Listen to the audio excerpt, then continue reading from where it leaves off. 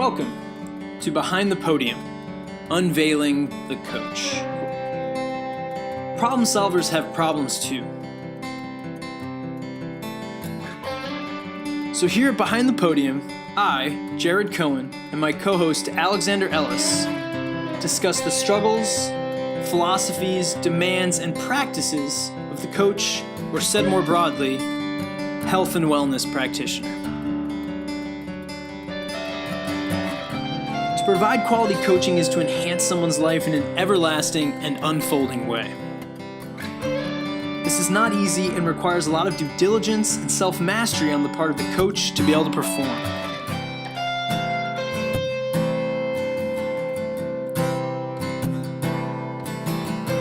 So without further ado, join us as we dig deeper into the depths of the coach's mind.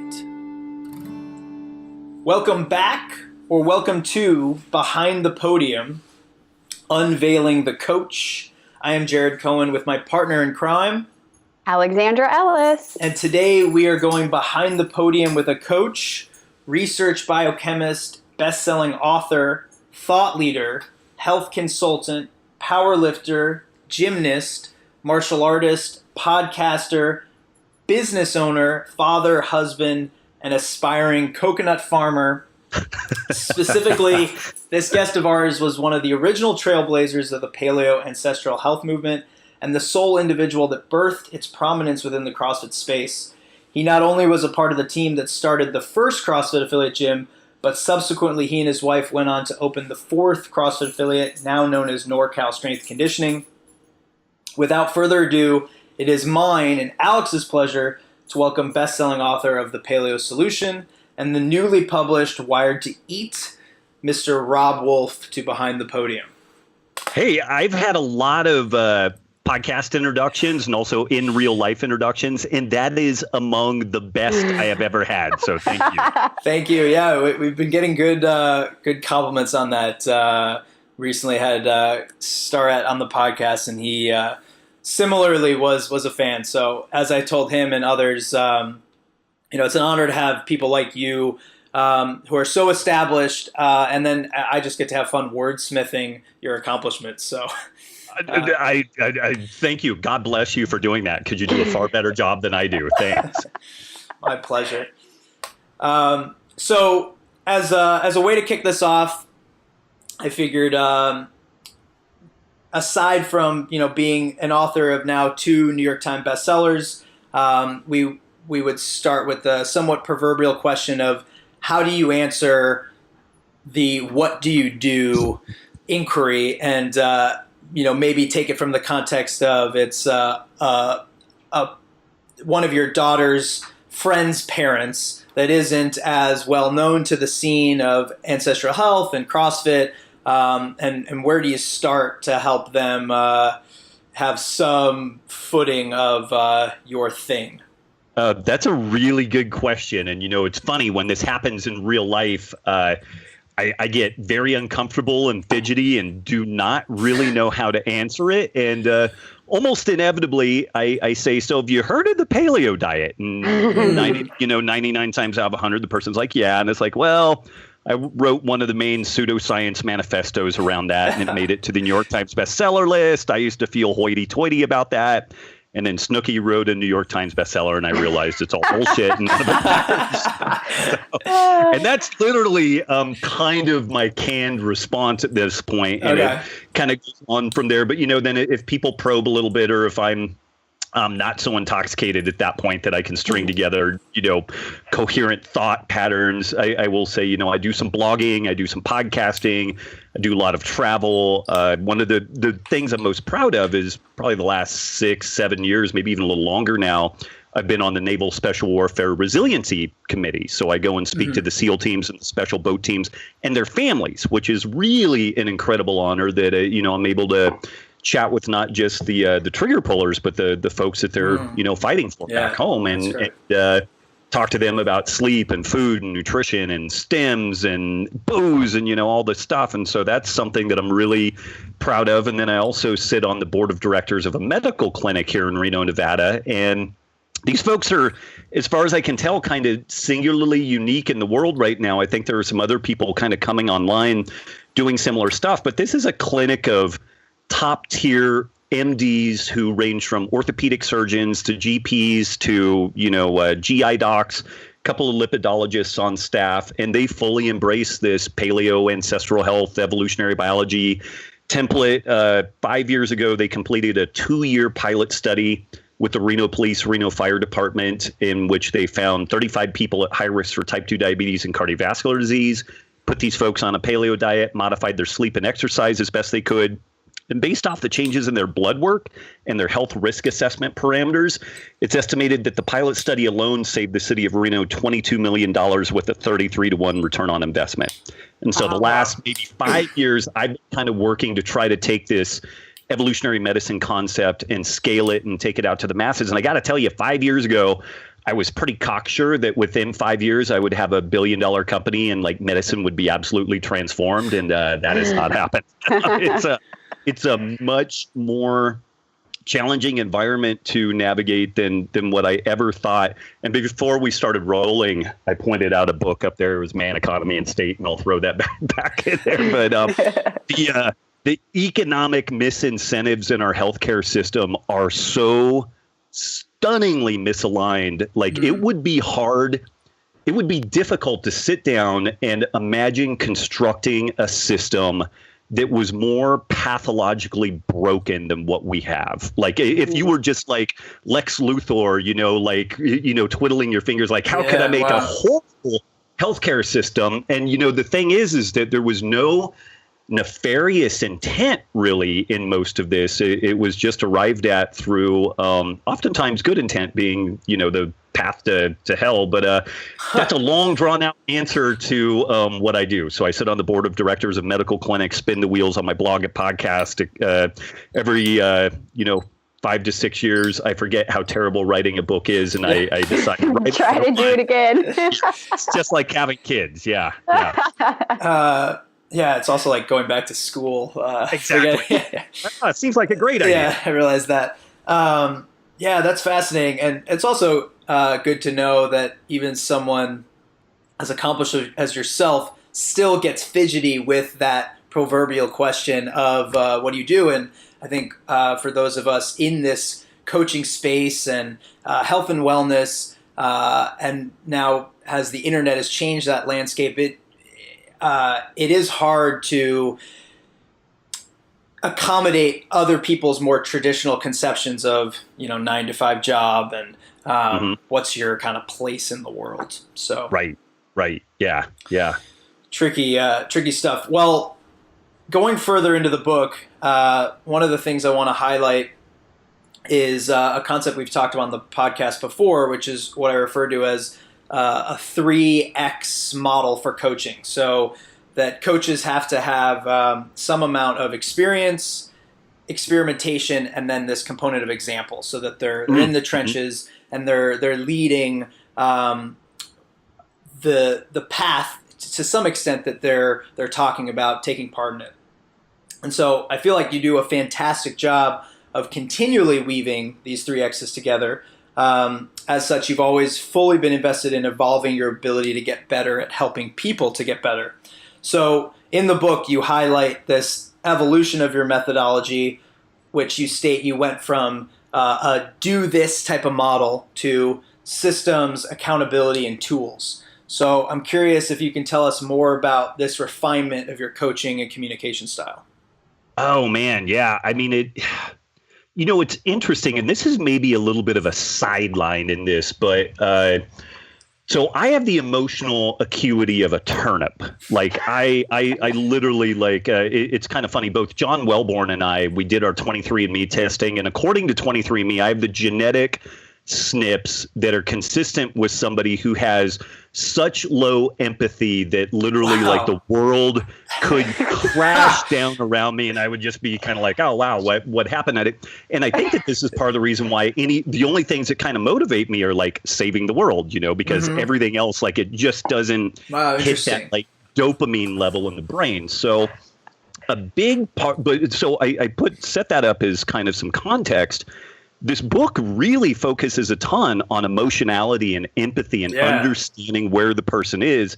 But I've got to tell you, I had people trying to share their struggles with me my whole career, my whole experience. And what I did is I took my reductionist, biochemist, evolutionary biologist kind of gig, and I just shoehorned that onto them. And I'm like, be gone, foul demons of emotionality, you know, and it worked to some degree. But when you really look around, if you just look around at, say, like my private Facebook page and look at the cats that hang out on there, they're just like cranky, cantankerous.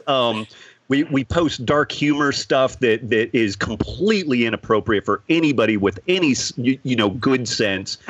And these are the people that I like feel comfortable around. Those are not most of the world. Those are not most of the people that populate the world. And luckily for all of us that's true. But I was bludgeoned over the head with this idea that the main impediment for people was not information. It was not a lack of understanding. It was somebody loving them enough to hold them accountable, but also providing a framework that didn't require constant fiddling and monitoring and all that type of stuff. It provided essentially like a funnel or a chute, where once you make a decision and you move a little bit down this path, it's like a marble, going through a sorting mechanism. You hit a bump and then you pop right, you pop left, and it's kind of a logic tree. But underpinning that whole thing is this need to really exercise the demons of the emotionality, the morality, the guilt, which has been woven into kind of our modern experience of living, particularly around food and, lifestyle change and exercise and stuff like that. So, I mean, that is probably the most profound shift that I had relative to 10 years ago when I started working on the paleo solution compared to now. And Alex, you had mentioned something before we started rolling, and I forget exactly what the terminology or the way that you said it, but it made me think of several social media pings that I've had from people who said, I've liked your work. I read your book because you're a nice guy and I want to support you. But they got like 10 pages in and they started crying and they're like, oh my God, because the working title for the book originally was It's Not Your Fault.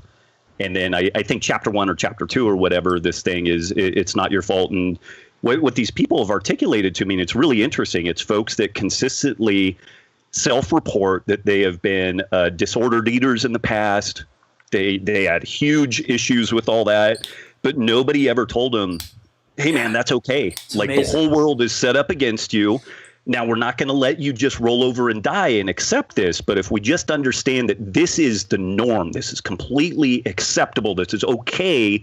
But now here's a plan, and I'm going to go with you on this plan, and we're going to get through this. It's been really powerful for folks, and that was my hope that this would be the case. But I got to tell you, this was really dangling my fanny out in the breeze compared to what I'm comfortable doing, because I wasn't sure if this would resonate with people, or like literally 3 folks would buy the book and they're like, holy smokes, Robb jumped the shark. And this is, so again, super long answer for a concise question. Apologies for that. No, give us the longest answers ever. But you touched on so many things in the book too, where I was thinking of so many clients where we've had talks about food or, chronic pain or issues that they're dealing with. I'm like, hey, maybe if we changed up how you're eating, some of these things would, resolve or at least change. And even for myself, where you were talking about how, some of us are kind of like all or nothing people.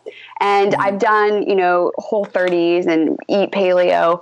But for me, sugar is always like, it's like a bender. And once I'm in there, I'm like, oh my God, eat all the things. And so that was like a great realization for me too. Like, that's okay. People are like that. It's not that you're just weak. It's just like, that's the way it is. And work with that knowledge. And so all of the knowledge of understanding how I eat and how other people are approaching it was really, really helpful. Yeah. And, I think a critical part to take away from that is we all have our kryptonite. For me, sweets are not really that big of a deal. Like, I can kind of take or leave them. But if there's a bag of, sea salt and vinegar potato chips and there's an old woman between me and the bag of potato chips, she's going down. I will push her down, step on her spine, and use it as a springboard to dive tackle that bag. And so with that understanding, do I keep bags of sea salt and vinegar potato chips in my house? Absolutely not. Yeah. We just had an Easter gathering where we had a bunch of people over, folks with kids mainly, so that they could play with our kids. And I bought a couple of bags of like the Justin's Honest, whatever, nice, sea salt and vinegar sweet potato chips are absolutely amazing.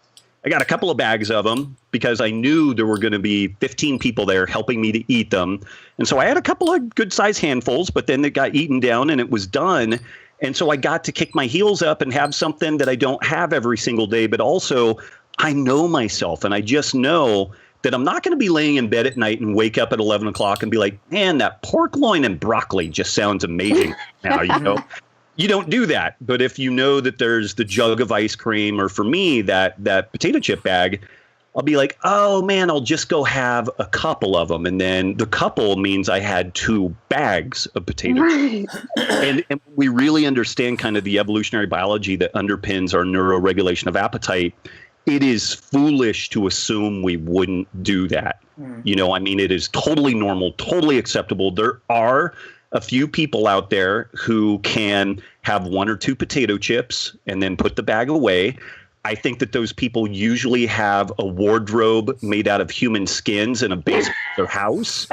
People are not normal. There's something not right with them, but it happens, But that is not the vast majority of people. It is absolutely not me. So I think if people can understand that, then again, it's almost a self-defense kind of tool. Best self-defense, don't be there. If you are routinely going to biker bars at 2:30 in the morning and flicking people on their earlobe and then getting the crap beat out of you, and you're like, I can't figure out how this happens. People are just violent and terrible and everything. And it's like, no, dude, you go to biker bars and you flick people in the ear and it's 2 in the morning and they're pissed drunk.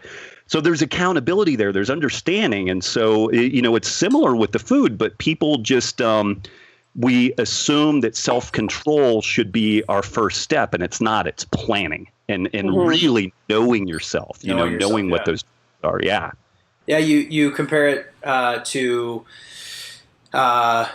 like if you were drifting down a river and you had to grab a tree branch, right? That like no one would consider that crazy. There's a survival mechanism. And then actually recently I was listening to a meditation teacher talk about concentration, and actually made like a similar parallel that the same evolutionary hardwiring that like the reason, that we're so distracted, like that's also not your fault. These super normal levels of stimuli that in an evolutionary context, like it would be beneficial to be distracted. Right. Absolutely. Yeah. And so, I mean, that's another one for me, like as far as beating myself up at times, like, why am I going to, like, why did I just go down this hole of like YouTube videos or, and again, being able to come back to that and think, oh, wow. Okay. So this is another thing that really goes beyond self-control. And to your point, now I have that understanding. There's a planning mechanism that needs to be in place in order to buffer that. Yeah. And, I don't want to go off in the weeds too much, but on that point with like social media and the addictive features of social media, my next phone is going to be like a flip phone. Yeah. I am opting out of the smartphone era because it is too cocaine-like to really deal with. But, and I will throw this additional piece out there. I know that there's a lot of contention around the paleo diet concept. Like some people like it, some people absolutely hate it. But I'll throw this out there for people to noodle on. When Facebook and Twitter in particular started getting a sense of like, there's really something here. There's something addictive to it. There's something that makes people come back and do it again and again. They really started digging into the neurophysiology, the evolutionary biology, evolutionary psychology. So the people that build these platforms are very well versed in this idea of evolutionary medicine and how to spin the dials in our brain to make something addictive and habituative, where we do it again and again. The big food manufacturers like Unilever, which is one of the largest food manufacturers, also a huge pharmaceutical conglomerate, which you have kind of vertical and horizontal integration of everything, get everybody sick, sell them drugs. But in 2013, they spent $50 million studying evolutionary medicine. Now, part of that is that they're looking for novel drug routes that could be ferreted out from looking at evolutionary medicine. But a big chunk of that was allocated to figuring out the way our neurobiology is wired up from an evolutionary perspective and how to make foods more addictive. So when people get into these big pissing matches about like, oh, paleo's goofy or, whatever, consider this.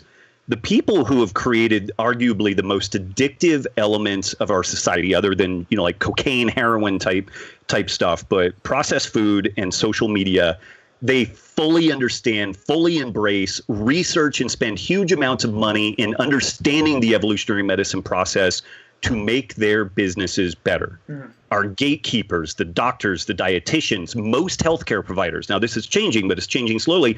Most of these people are still in a pissing match about what the paleo diet is, if it's a fad, and all the rest of that. And they completely ignore this whole evolutionary biology underpinning. And so the gatekeepers who are supposed to protect us are not even aware that this is a lens to look at the world to inform what they're doing.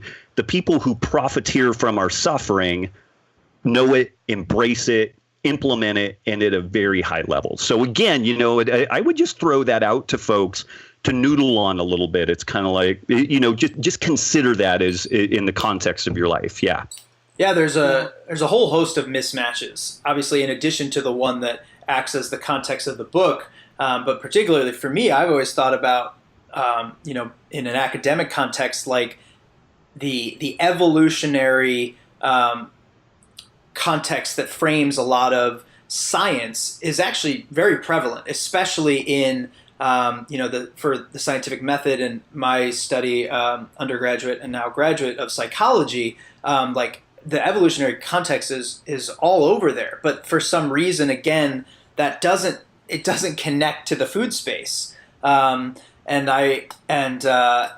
so it's strange that while there's an awareness and appreciation for it within academia, it doesn't as easily carry over in a nutritional side. There's no practical application occurring. The best analogy I have with this, it would be like engineers who learn statics and physics, and they understand the properties of concrete and rebar, and they understand all of that. But then they're like, well, we're still going to build buildings and bridges out of balsa wood and hexagons instead of concrete and triangles. Yeah.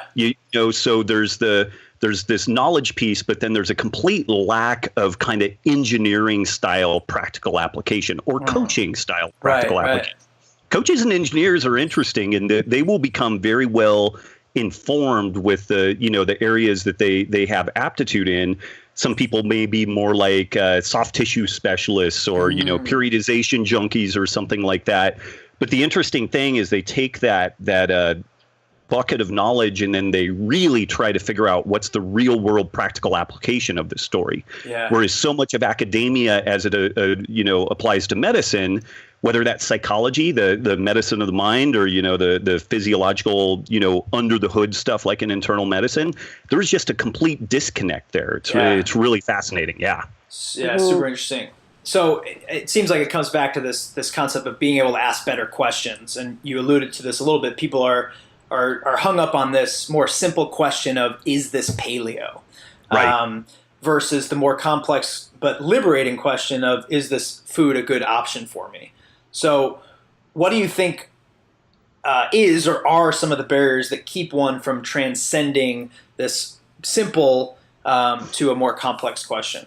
Yeah, you really hit the nail on the head there. And I don't have a perfect answer for it. Our challenge as coaches, healthcare practitioners, educators, how do you start someone moving in a favorable direction? Like, what's the story? What are the heuristics that you use?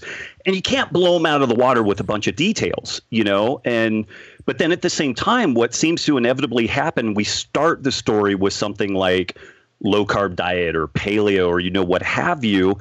And that gets turned into religious doctrine. Like the people write it in stone tablets and then it's off and running. And then there's no way to have nuance and variation. And so it's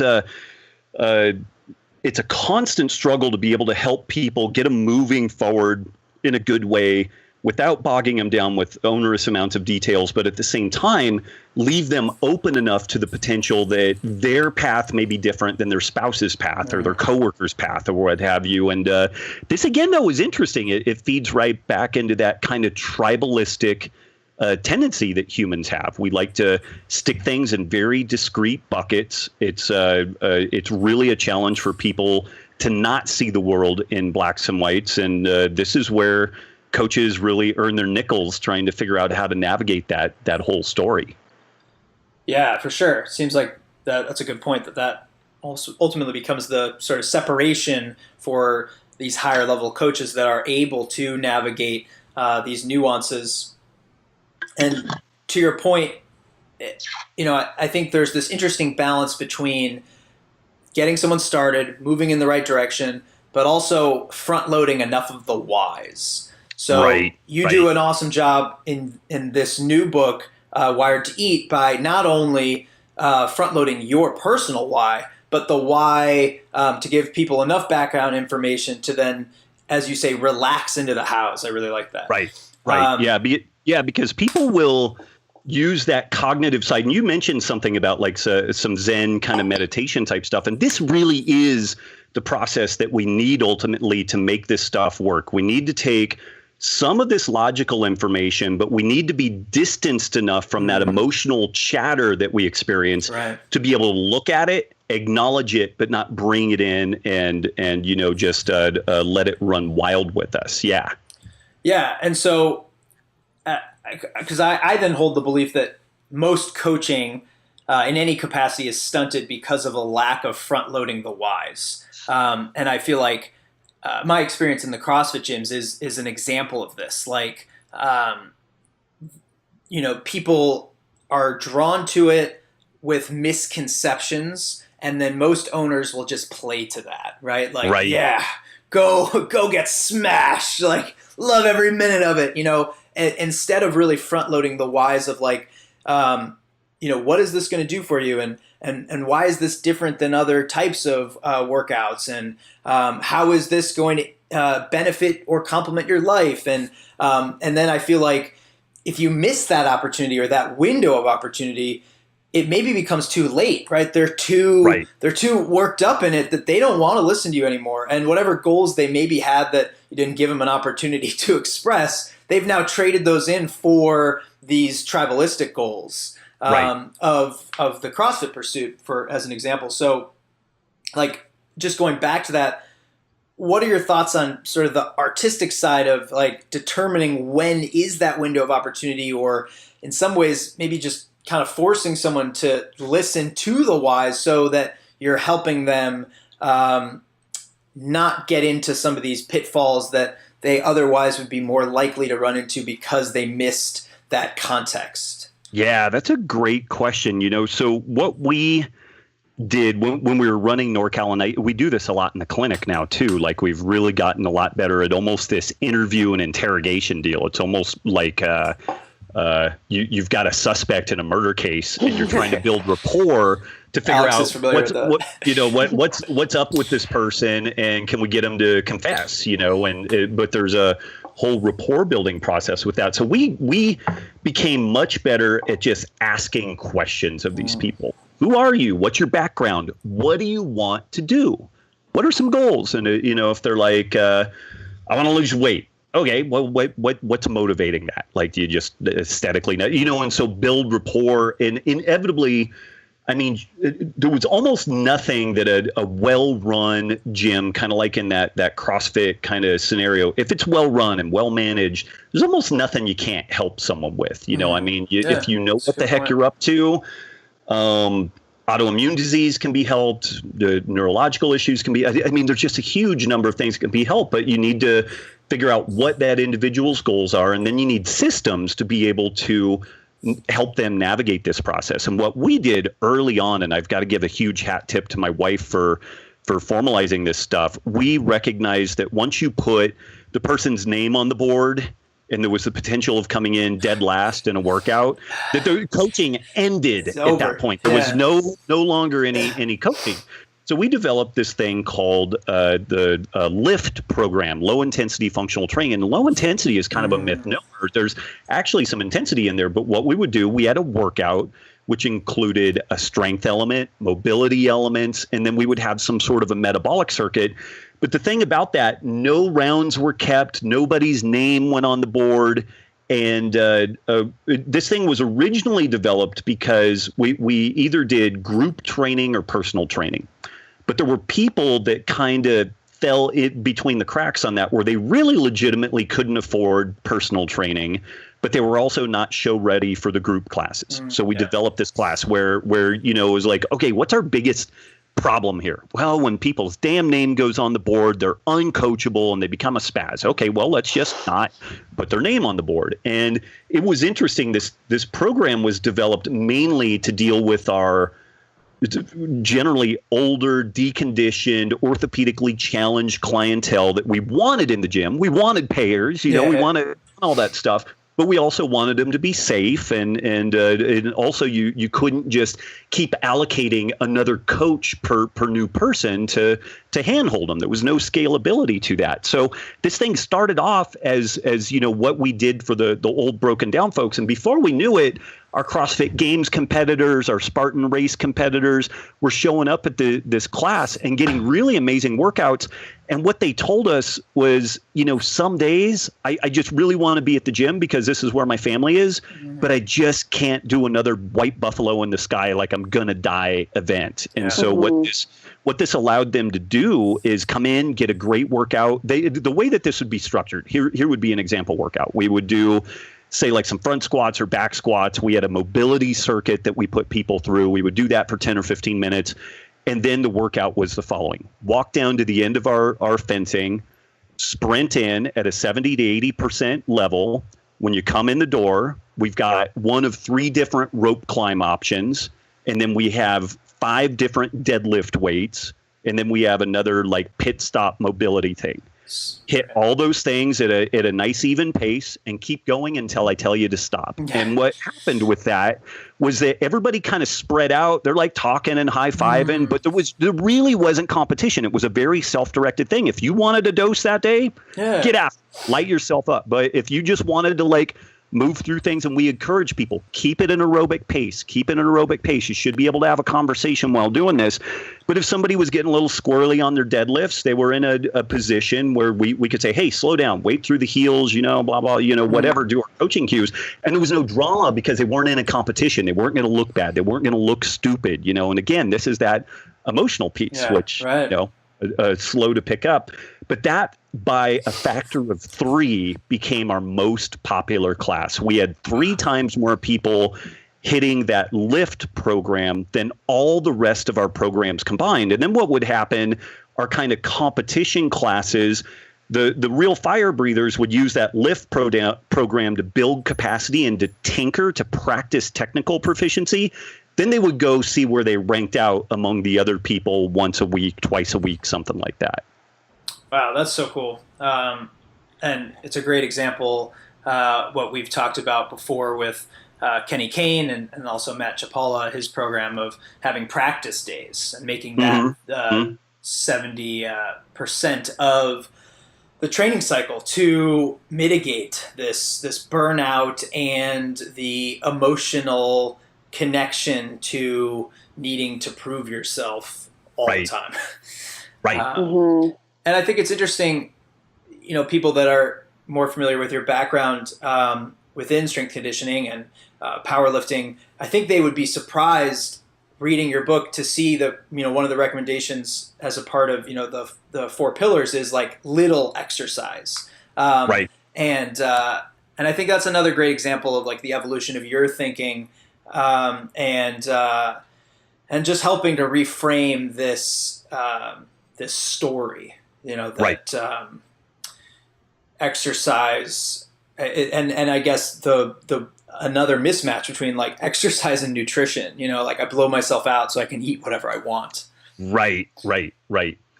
Which, interestingly, going back to the early days of CrossFit, there was a lot of time spent beating up on these ultra endurance athletes that had dyslipidemic blood profiles because they're eating a super high carbohydrate refined diet. And it is the thing that attracted me to CrossFit early on was that minimum effective dose, like minimum investment, maximum return, right. Super time efficient. You're probably never going to become a world champion powerlifter with it or whatever. But I mean, you can be strong and mobile and have good cardio and everything on a modicum of training. And it was fun. It was more like a game, at this point in my life, like doing, 8 sets of 4 on power cleans, with a 3-minute break in between. I'm just like, dude, shoot me in the face, I'm good. And so if you can set it up more like a game where it's a task, completion kind of deal, then that's fantastic. But, it's, but then when it became the sport of fitness, and there's beautiful elements to it, but also it became a deal of, I think that in their, kind of like sickness, wellness, fitness continuum, now people are training at a level that is not really congruent with long-term health. And if you talk to James Fitzgerald, who's the winner of the first CrossFit Games and then was quite competitive at a number of the subsequent games, his opinion is that if you want to be competitive at this point, you effectively need to be on a glucose drip day in and day out because you're crushed with so much volume, so much intensity that now it's just basically a genetic sorting of who is not going to break due to the volume and due to the dietary practices necessary to support the volume. Yeah. And that's an interesting thing, but and another lie to like give to newcomers that have a misconception about how this training is going to make them more like that person they're seeing on TV. Right. Yeah. So it's interesting. It's a double-edged sword. Fascinating.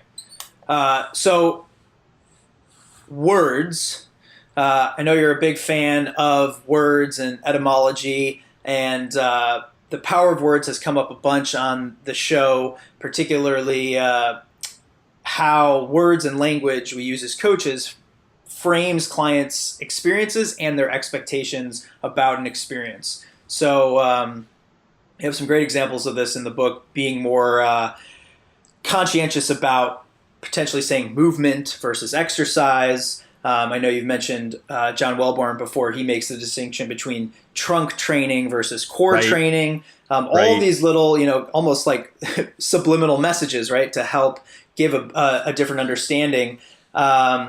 And then, of course, we have to mention probably my favorite part of the book is your defining of hypochondria. Oh, thanks. Yeah. And for me, honestly, someone that has dealt with so much digestive issues, to know that like, oh my God, this means like this word like explains like, what I've been going through that otherwise. So anyway, all that being said, what advice would you give to coaches about being more conscientious with their selection of words, particularly to augment one's current feelings and level of understanding? Oh man, that's a really good question. And I guess every once in a while, I just stop and I will ask myself, so why do I frame things like this? And sometimes what I dig out is that there's kind of a personal bias to it. There's an ego attachment to a particular way of articulating things. And then I kind of try to flip it around and say, okay, so that's the context of why I'm approaching it this way. What's the impact? Like, and what's my desired impact? And then what's the real impact? It's almost like target shooting. I'm shooting for the bullseye, but I'm not even getting into, remotely on target. And so that's a little bit of the process that I do. And if I'm paying attention, it's almost like picking up turbulence. If everything's like laminar flow, everything's going great, then oftentimes there's not a ton of need for, deeper analysis. But you get these points of turbulence where people are pushing back or falling through the cracks or something like that. And interestingly, I think sometimes, the part of the system can just be the way that we're trying to share information, trying to move people through a process. And that's where putting a little deeper thought into that and thinking about the terminology we use and the way we couch things. And sometimes saying less. Like that was a big learning process for us also. Like clearly I'm a jabberjaw and I like talking about this stuff. But what I discovered is that when people walk through the front door of your gym, they're about 95% sold.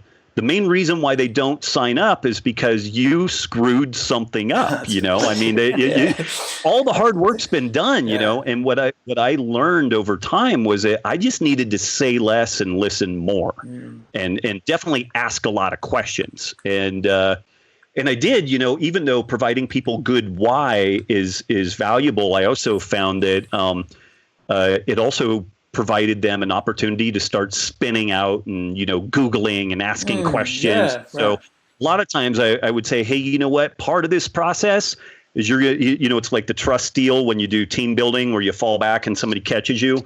You're going to do that with me for 30 days. And then when we get done with that 30 days, then we can have a powwow about what your questions are and concerns and all that type of stuff. But what I found was, when they started really making that great progress, they're like, man, I don't really care. Let's just keep doing what we're doing. Whereas if I had introduced a bunch of material early on, then it would provide that that fearful part of their brain where they didn't want to fail. They didn't want to screw up, and they would try to find things to try to circumvent the system instead of just relaxing into the process. Fascinating. Yeah, it's like an overwhelm too with too much information. You don't even know where to start. Yeah. And it's easy to do with folks. And it should be. The bulk of the people shouldn't be spending 8 hours a day reading about nutrition and strength and conditioning online. That's where we piss away our lives, And so if they come to us for coaching, we should endeavor to streamline it. Like, the difference of going to a super well-run business versus the DMV. We don't want our coaching experience to be the DMV, standing in line, being annoyed, not knowing what's going on. We just want like a seamless, nice experience. Yeah. Totally. And actually, in the book and in general, I mean, there's a lot of research cited, although a lot of what you're doing also is just, firsthand stories. We changed your diet. And this is what we saw. And I think we're in an age now where it's so easy to pull up research studies, but then people are also like, well, where's the research to back this up? So at what point, like, where do you draw the line? We're like, oh, I need to have, scientific backing for this, or I've seen enough, significant changes in people to think that there's something behind, whatever this change is. Are you asking like if I'm having like a internet battle with someone over it, or like what's the context? You get a really different response out of me. Okay. Well, I'm just, like in the blog articles I write, sometimes I'm like, look, I know this to be true, or I've seen it to be, or felt it to be true in my body and in my clients' bodies. And there might not yet be the research on that out there, specifically with nutrition, because I know, ethically they can't, lock people up in a room and feed them, rice pellets for 30 days. So not all the research is there. I guess, like when do you pull out the research, and when do you say for your own studies, like this is enough, I see where it's going now, and maybe the research will come down the line? Oh man, I don't know if I have a super good answer on that. Like, it's kind of context driven. So, I have this screen capture that I did back in 2003, 2004, where you go into PubMed and I typed in intestinal permeability. And at that point, there were maybe 200 peer-reviewed citations on the term intestinal permeability. And most of them alluded to this notion that it was quackery and pseudoscience and all this stuff. And I had a pretty good gut sense, no pun intended, that this was not accurate, that there was some really important implications about this idea of intestinal permeability and endotoxemia and all this type of stuff. There was definitely some pseudoscience around it. Like there were some hairball things going on, but we didn't understand the whole thing. So people are scratching around. They're doing hypothesis generation, And so today, if you just go and you put intestinal into the PubMed search engine, the first or second suggested return is intestinal permeability. And I think there's like 15,000 peer-reviewed articles now, and it's arguably the hottest area of immunology and just general health research at large is this like gut microbiome and the interface of the gut and the rest of our physiology. And so this is a situation where 15 years ago, everybody was saying this is pseudoscience. There's nothing to back this. And you can still find doctors that will say intestinal permeability is a lie. And you're like, are you shitting me? Like, go to PubMed, and this is where, and then they may the folks that really beat this like evidence-based medicine drum. Then it's basically like every single thing needs to have a randomized peer-reviewed study, or it just doesn't exist. But many of these people oftentimes have a strength and conditioning background, and I'll kind of walk their neck into a noose in the following way. I'm like, hey, have you ever helped somebody get a 300-pound bench? Yes. Okay. Where's the randomized control trial that shows you the protocol on that? And it's like, oh, well, it's like, well, what is the exact methodology and protocol for increasing cross-sectional diameter versus motor unit recruitment? And there's not. This is a conceptual that as a clinician, you assess and you're like, okay, this guy seems, he can turn shit on really well, but I think he needs to just be a little thicker. If we increase his chest volume a little bit, we're going to shorten the range of movement. We'll get him from a 285 to a 305 bench, and we'll set up a 90-day goal to do that. And here's what we're going to do. We're going to have a little hypertrophy training, some rate of force development, and we'll kind of cycle it back and forth. There's not a randomized control trial for that. It's a conceptual framework that then you apply in a clinical fashion. And so I see a lot of these people try to have one foot on two sides of a fence, where they're the evidence-based medicine experts, but yet 99% of what they do, there is no randomized control trial that fits the parameters that they are demanding of you to supply to support your position. So a lot of these people are just assholes. I've reached a point of anger that if this individual were in the room with me, I would spend a night in jail to punch them in the throat. It's worth it. And so, it is worth it at this point, particularly for some of these people. Is there a randomized control trial demonstrating that me dropping a hammer on your foot is going to make it hurt? No. But at some point, common sense does need to come in. And, there's another saying, 1 million anecdotes do not 1 ounce of science make. Okay, I'll buy that. There's no statistical analysis and everything. I'll buy that. But if we have 1 million anecdotes, can we maybe get a little bit of funding to look at this? Yeah. And, entertain the possibility that there's something to that. And then some of my final fallbacks are, hey, are you on the board of directors of a clinic that saved a medium-sized municipality $22 million? No? Okay, well, when you get that done, let me know what you did. And so these are some of the things that I do. And I try not to pull the complete prick card very often. Like I like to engage people. But a lot of folks, it's like, do you have a successful gym? Was your gym picked as one of Men's Health top 30 gyms in America? No. Well, why not? And when you get to that point, then circle back to me and tell me what your understanding of the world is relative to what it is today. So it can get me fired up, and I'm possibly, more copies in than what I should have been. And then on just the general internet trolls, like if I'm getting a sense that the person is well-meaning but maybe just ill-informed, I'll try to walk them through kind of a Socratic method to help them understand their shortcomings. Because I've been an idiot before. I'm still an idiot on certain things, and I really appreciate when somebody opens my eyes to that, because I'm lesser of an idiot, but I would rather spend a little bit of time and help somebody kind of pull themselves out of Mount Stupid than to just like crush them and cause them to entrench and go in. But Alex, it's a great question, and I know again that was a long, rambly answer. I don't know if there's anything valuable to take away out of that.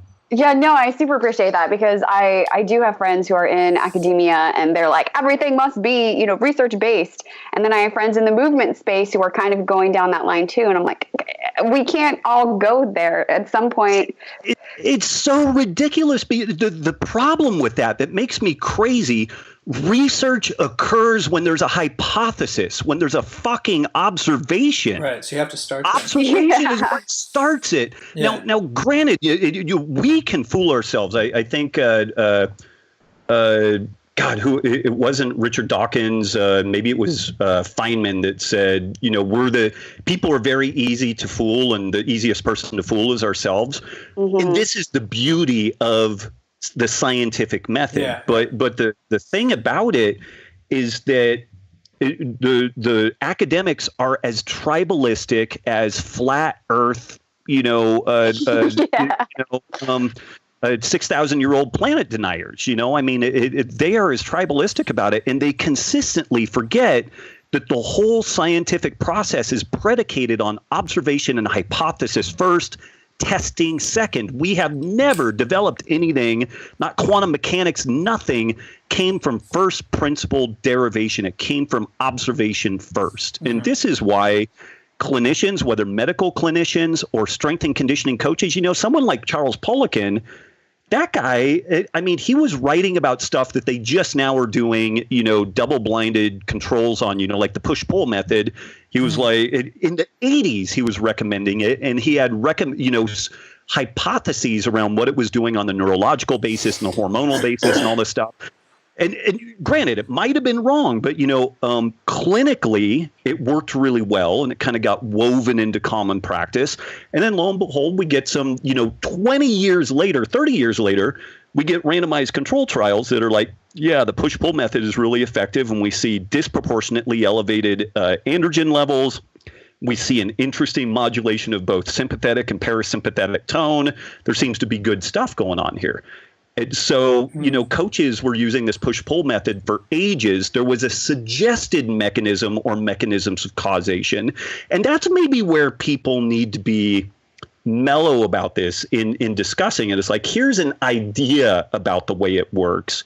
Let's not be completely attached to that, but on an outcome basis, if it's working, let's tinker and refine the outcome. Like, we don't necessarily need to know the whys to make this work on a coaching or clinical basis. It's always great to know because we can further inform what we're up to. But yeah, I mean, the academic scene is kind of nuts in that regard. And it's really funny because they literally jettison the very first element of the scientific method, which is observation and hypothesis generation. I'm just going to record that whole snippet and just send it to my trolls right there. Dude, let's go pin them down and tattoo it on them. I'm at that right now. A great commentary on this, I know you're familiar with Zen and the Art of Motorcycle Maintenance. And I just feel like particularly the way Pirsig goes into this study of quality, and that being kind of this artistic piece within science that, like, you can't really pin quality down, but we know it when we experience it. And so does that, devalue it? No. But it allows us to kind of ask more questions than just kind of poo-poo it because it can't be contained. Right. Absolutely. Yeah. All right. Well, we want to be mindful of your time, so we're going to switch to our rapid-fire questions. Oh God, I suck at these. I'm not precise. Do my best. It's really more about us being rapid in question to question, but you can go as long as you want. I will do my best. Okay. Before that, I just want to. I realized I teased hypochondria and didn't provide the resolution of that. So if you want to just quickly tell us, where that word comes from. So again, like you alluded to, like, I'm kind of a fan of like word origins, and I don't know when it was in the writing of this book that I was like, hypochondria. So ages ago, I had dug into the kind of Latin roots, and hypo means below, and chondria means joint or cartilage or the ribs. Mm-hmm. And so literally hypochondria means the area below the ribs. And so what do we generally call the recalcitrant person who's got an earache today, a toe ache tomorrow, poopy pants the third day, and we just can't pin anything down? We can't provide a diagnosis. We call that person a hypochondriac. Well, now we circle back around, and it appears that damn near every chronic ailment that we face, from Parkinson's to Alzheimer's to autoimmune conditions, have an etiology of origin in the gut. And so, inadvertently, medicine somewhere along the line, they were trying to dismiss these folks that had complex, non-specific issues going on and tried to say, oh, it's all in your head, when in fact they actually assigned a diagnosis that was spot on. It's that area below the ribs. It's the gut. Yeah. So that's kind of my possible singular significant contribution to medicine, is reminding them that, hey, the hypochondriac, they probably have gut issues. Yeah. Yeah. And it goes back to the emotionality piece, right? That like, absolutely. Yeah. I mean, it was in their head, it was in their heart, it was in their gut, and they're fucking frustrated that they're so sick. Well, we just have study after study, gut microbiome shifts in what we would call a favorable direction. People with depression are no longer depressed. Gut microbiome shifts in what we would call an unfavorable direction. People who were not depressed become depressed. People who were depressed get suicidal. And so, it was all in their head. But I mean, it still has a physiological underpinning, which, endotoxemia, some sort of systemic inflammatory response, and that gut permeability issue and microbiome appears to be like right at the heart of the whole thing, which is, again, where when I have somebody tell me that, gut issues are not, there's no research on it or whatever. I mean, this may be a sign that it's time for me to literally open the coconut farm and go do something else, because when you are almost moved to physical violence against these people, because it's at this day and age, it's willful ignorance to ignore this stuff. Yeah. It's malpractice. It's willful ignorance. Like, you have to try not to learn this stuff at this point. So yeah. All right. So jumping in here, This is a good follow-up. What is your biggest coaching pet peeve? Like of coaches or the client? Either one. The biggest coaching pet peeve, and I will throw myself under the bus with this, we talk too much and question and listen too little.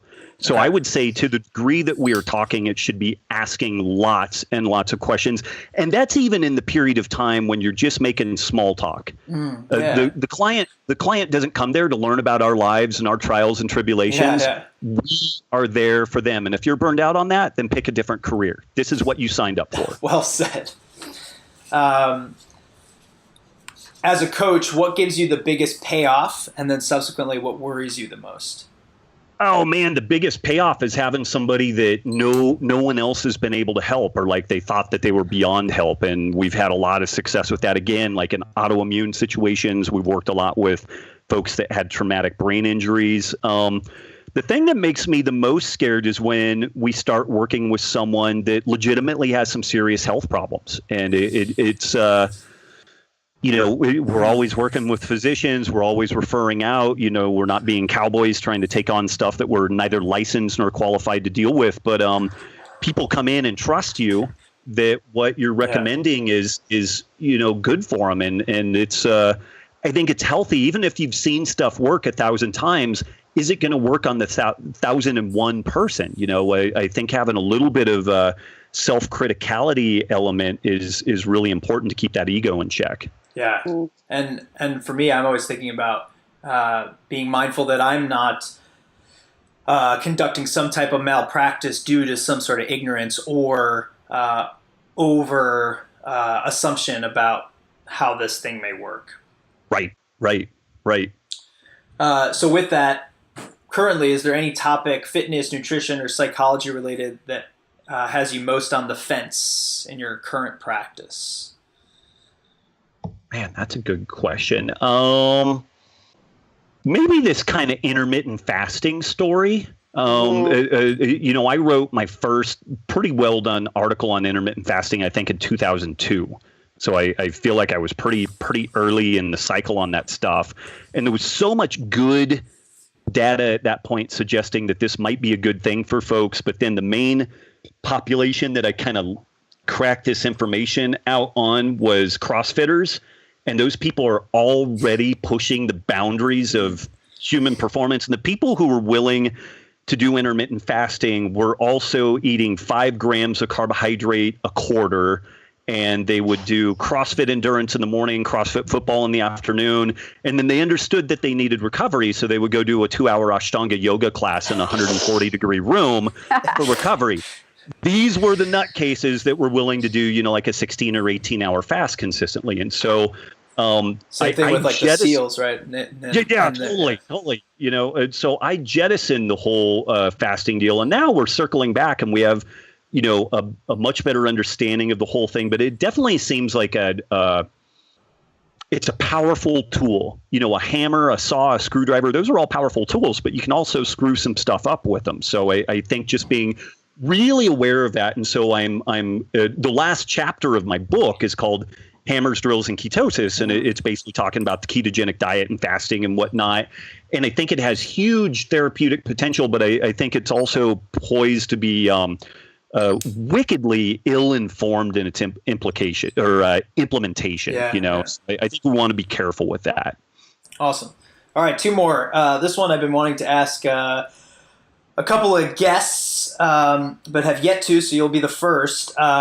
How would you describe the differences between parenting and coaching, and how has being a parent changed your approach to coaching? Oh man. One fundamental difference with coaching, I can fire the folks. With parenting, it's you know, you can have a shorter sentence by murdering someone than what you're on the hook with parenting. Man, that's a really interesting question. There's a lot of similar features. You know, you've got to love the individual. Hopefully you love them in a way that is not attached to your own ego. So hopefully you're approaching the whole thing in a way that's not trying to manipulate them in some way that's injurious to them, even if it may, you know, support your own. A parent or a coach that doesn't have their shit squared away, that still has baggage to deal with, is going to potentially be toxic either to the child or the client. Yeah. And so that's something to really be super aware of. But I mean, there are a ton of parallels there, but I tell you so the biggest different way to characterize being a parent, the best analogy that I've heard, if my wife was stepping off a curb and my kids were stepping off a curb and a bus was going to hit either of them, my kids, there would not be a moment's thought about diving to save their lives, even if it meant, you know, sacrificing my life. With the spouse, there's probably at least a millisecond of pause, you know, like, you know, and so that's kind of the difference, you know, that parenting deal, you'll do anything. And that do anything, though, is hard to navigate because a lot of times you need to do things that are not popular, that in the moment do not make your child happy and stuff like that. And so those are some different things. Like I think you almost have to be harder on your kids in a way because the client, there's kind of a fine line there. Like if you lean on them too hard, they're just going to bounce, you know? And so, yeah, it's at some point you have to also look at kind of the financial underpinnings of your situation. And even though you may want the person to make progress, it may be that you are just a person occupying time with them, and that's going to be the best that it's going to be. And you need to come to an understanding around that. Yeah, that self-awareness piece is huge. One of the best lessons I've gotten from my dad is that the problems with the world are due to parents that shouldn't have had kids. And to that extent, right, that like, you know, how aware are you of your own shit before you're going to, you know, bring another person in the world and if you're still a mess, if you're still a mess, having a kid may not be the most highly recommended deal, but that's a whole squirrely controversial topic. Yes. Yeah. Other podcast. Right. Well, lastly, what does it mean to you to practice what you preach? Man, I mean, hopefully what goes into that is, you know, if you're trying to, whatever type of life you live, like if you want to be a professional poker player or whatever, you know, I mean, you look at the world and, how do I want to frame this? That's a really, really good question. So, okay, this is, again, I suck at concise answers. Go for it. To the degree that I've been successful, to the degree that I've been able to have some insight on things, my worldview is informed by the evolutionary process, a basic understanding of economics, and then the thermodynamics, basically the energetic inputs and outputs of systems. And I don't know the intimate details of 99% of things in the world, but if you throw at me, hey, do you think that raising corn to make ethanol to drive cars around is a good idea?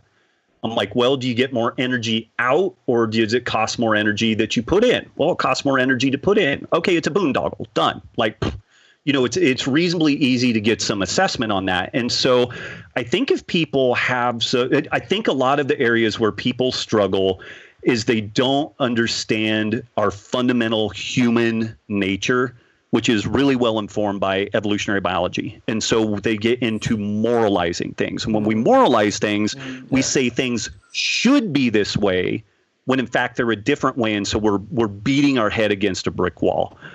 If we really don't understand basic economics and incentives, then again, we get into moral solutions to things that really do actually have mechanistic elements if we align incentives and all that type of stuff. And so, living, living what you preach or what have you, I would just hope that people try to find a life that is well informed in ways that stuff is not a surprise necessarily. Like, it's always good to be surprised, but if you're constantly being surprised by stuff that's going on in the world or happening in your own life, like you just fundamentally don't understand the mechanisms, then you really are missing something. And so I would encourage, to the degree that you're living, what was the terminology used? It wasn't me to practice what you preach. Yeah. Well, I hopefully you practice what you preach because you take a frame of reference that informs your life in a way that it makes your life better. And so why on earth would you do something different? It would be my deal with that.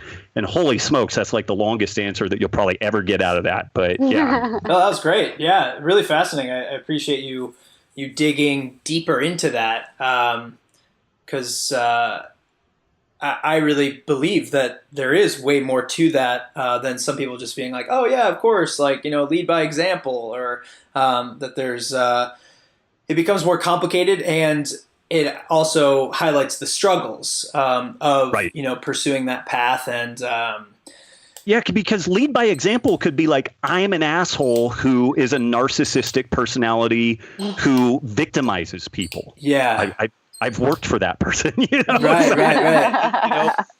And so, lead by example it's a cliche term. It really doesn't mean anything. I mean, it's what are you doing for people? What's the relationship? What's the impact? Do people consistently credit you with, being an indispensable feature of their life? Like they couldn't imagine not having you in their life. Then you're doing something good there. And I think to the degree people are able to do that, it's because they usually have some sort of grounding or some sort of insight that they're then a value to the people around them instead of an impediment. Wonderful.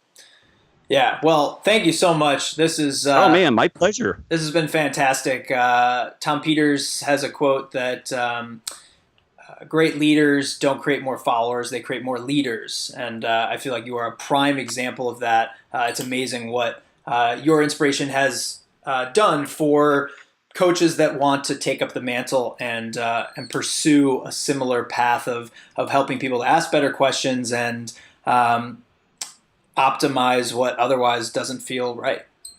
Awesome. Thank you. I love that. I love that term. That's fantastic. Thank you. Yeah, and thank you seriously so much for taking the time out to chat with us today. And where can people find more about you, hang out with you on the interwebs? The RobbWolf.com is where the blog and podcast live. The main social media outlet these days is Instagram. I kind of got cooked on the election cycle run up on Facebook, and I'm ready to just burn all of that stuff down. But you can find me at Instagram at Das Robbwolf, DASROBBWOLF, and I try to answer every damn question I get on there. So if you have a question, I will do my best to get to it. That's impressive. I spend a lot. Well, I don't tackle this like a popularity contest. This is my job. And so I do my utmost to answer as many questions as possible. But it's hard. We get a lot of questions every day, but I do the best I can. Yeah.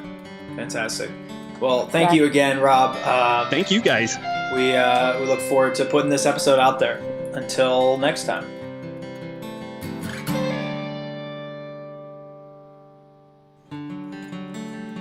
Hey guys, thanks for listening to Behind the Podium, Unveiling the Coach. If you have enjoyed what you listened to, head over to iTunes and leave us a review. More information on each episode and the podcast in general can be found at behindthepodiumpodcast.com. We'll catch you next time.